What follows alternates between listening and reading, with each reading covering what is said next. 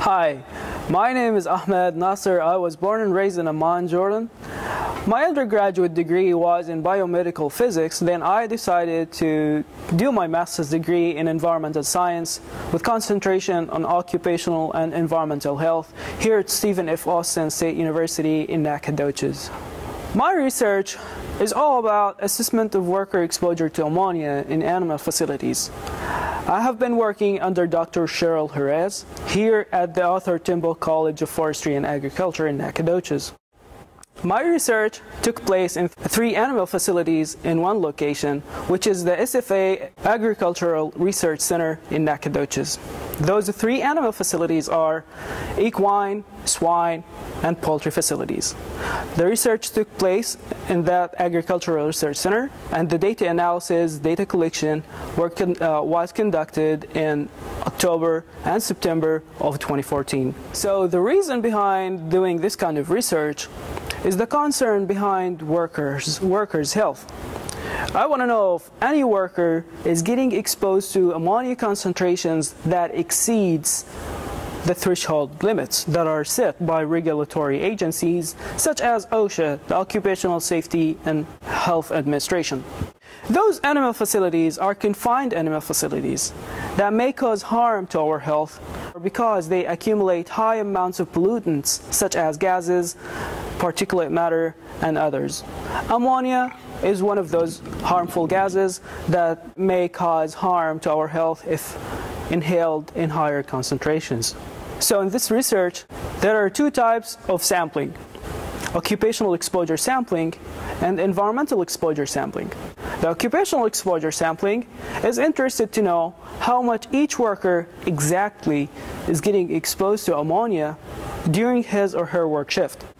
The environmental exposure sampling is interested to know how much ammonia is suspended in the air inside and outside of each of the animal facilities.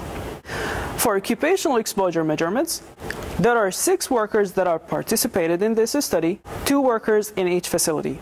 Each worker is asked to wear this kind of samplers, which is called Ammonia Personal Monitoring Badge. They open it and put it within the breathing zone during their work shift. And then once they are done working, they can close it, and I can go back to my lab or to the lab where I work and analyze them using some chemistry analysis.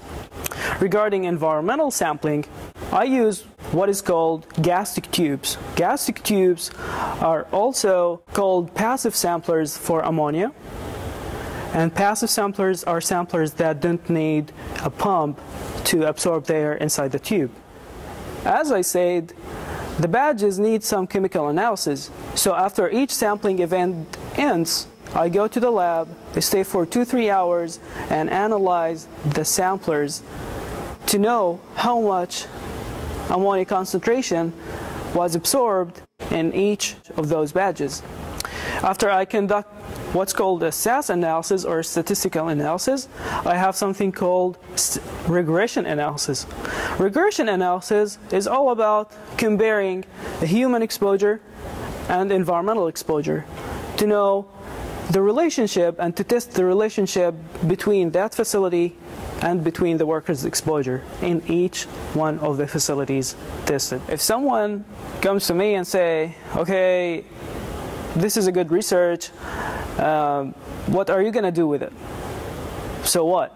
I would say, well, by knowing how much ammonia is in the air, outside and inside of each one of the facilities, and by knowing how much each one of those workers is getting exposed to ammonia during his or her work shift, this will help us determine if some control measures have to be applied or not.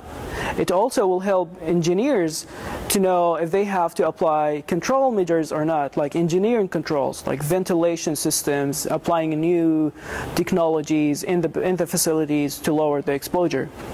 So the main reason after all those results is to know if we have to use a new ventilation system, or if we have to use if we have to apply new control measures in order to lower workers' exposure to ammonia.